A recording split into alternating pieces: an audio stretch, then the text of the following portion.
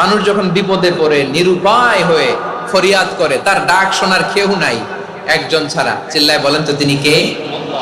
এজন্য আমরা ফরিয়াদের হাত কার দিকে তুলবো? দুটো হাত আমরা কার দিকে তুলবো? এবং খেয়াল রাখতে হবে, মাথার সাথে সেট করে নিতে হবে, আল্লাহ ছাড়া আমাকে উদ্ধার করার কেউ নাই। এই পৃথিবীতে কেউ আপন না। প্রিয় ভাইরা, বিপদে পড়লে বোঝা যায় কেউ আপন না। আপন শুধু একজন মহান সত্তা, তিনি কে? এটা কি আপনারা খেয়াল রাখতে পারবেন? হ্যাঁ, বিপদে আপদে কেউ আমাদের বাঁচাতে পারে না, তরাতে পারে না, মুক্তি দিতে পারে না, উদ্ধার করতে পারে না, একমাত্র আমার প্রভু ছাড়া, আল্লাহ ছাড়া। চিল্লায় বলেন ঠিক কিনা? এটা সেট করে নিতে হবে যে আমাদের পুরো জীবনটাই পরীক্ষা। পুরো জীবনটাই কি? The life is a test. পুরো জীবনটাই পরীক্ষা।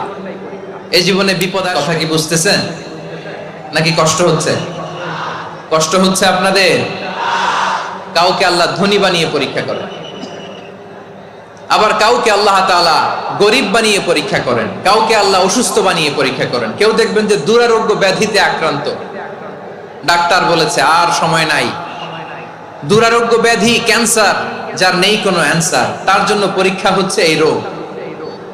আরেক লোক দেখবেন তার আবার রোগ বালাই নাই, মাশাআল্লাহ, তাকে আল্লাহ তাআলা আর্থিক দৈন্যতা, দারিদ্রতা দিয়ে পরীক্ষা করছেন। দিন আনে দিন খায়, যা আছে তাতে চলে না, এটা তার জন্য পরীক্ষা।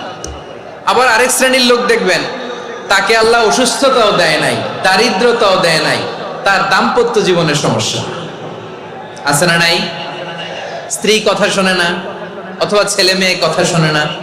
তাহলে পরীক্ষা সবার জীবনে আছে, এক একজনের পরীক্ষাটা এক এক রকম।